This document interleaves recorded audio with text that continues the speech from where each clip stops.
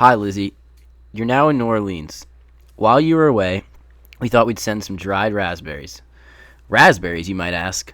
Why the little red dried out fruit on the occasion of my absence? Well, it's a long story. It all started when Mom wanted to get pregnant and have a baby girl. It was springtime. She was sitting in a park reading the New York Times. Times were easy back then. We lived in a third-story, walkable apartment in DuPont Circle. We both had jobs at American University, and we were settling into our adult lives. Mom commented on the state of the world.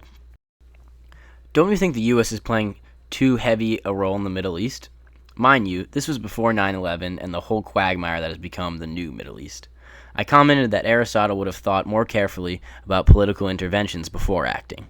Our foreign policy, in other words, should be more philosophical. The conversation went back and forth, Mom accusing me of being abstract, I accusing her of being too committed to a sane Middle East policy. She turned the newspaper page and stared at a sale at Macy's on shoes. Back then, most newspaper photos were black and white. She commented that red shoes would be cool. Red shoes? Red? Was she a communist? Red? Was she into fire engines? Red? Did she really want to look silly wearing burgundy or cherry or crimson-colored shoes while teaching undergraduates about Middle East politics? Things got testy. The sun was shining more powerfully onto the park. A wave of heat moved through the air. She looked at me with that, you're crazy, Paul glance. I stared back with that, are you really that blind to the spiritual questions of existence, Di? Quick words spattered between us. A crow burped from the top of a tree.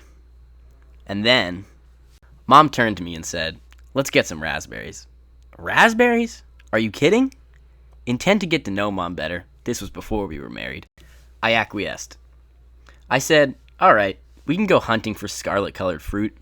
However, on one condition, you must admit that Aristotle would improve U.S. foreign policy. I wasn't giving up so quickly. Mom looked at me and smiled. She said, Aristotle? He hasn't a clue about the U.S. or politics or the world. You're coming for raspberries without conditions.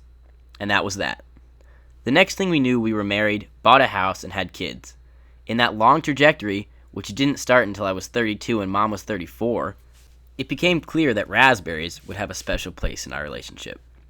They would be the mascot of our marriage, the metaphor of our affections, the fruit of our children. So, here we are, decades later. Spring has sprung in 2016. Our daughter is traveling to the great hot South to party on Bourbon Street. A presidential candidate is threatening to rename the country Trump. The park Mom and I sat in years ago is peppered with dog feces, unpicked up despite the ubiquitous availability of plastic bags. The earth spins round. Ah. And then I notice, in the back part of a shelf in our Tacoma pantry, a package that weighs seemingly nothing, containing none other than raspberries. Okay, they're dried and desiccated, paper-like crumbles withered from their distance from soil and water, but they have that original ring to them. They bring me back to the memory of sitting in that park debating Middle East policy and Aristotle, and the beginnings of considering having a family. The question I'm now wondering is, was there ever really a park? Did Mom and I actually talk about U.S. foreign policy and philosophy? Did Mom, who doesn't particularly like raspberries, in fact, as you know, she's a blueberry lady, actually suggest we go in search of the red fruit? In fact, what am I talking about? Who is on the other end of this letter? What is going on? Yikes, I'm falling into nonsense. It's too late. Hold on. There's something. I can sense it in my bones. It is a cross between an itch and a flood. It says, hey, remember your daughter? Remember how fabulous she is? Remember how much she cares about other people in the world? Remember how cool she is? How she has her head and heart in the right place? Remember how artistic she is and how she surfaces beauty from hidden depths? Perhaps you should take the dried raspberries off the shelf, place them in an envelope, and send them to her. Maybe that would be a nice thing to do. Enjoy them, despite the story. Love, Dad.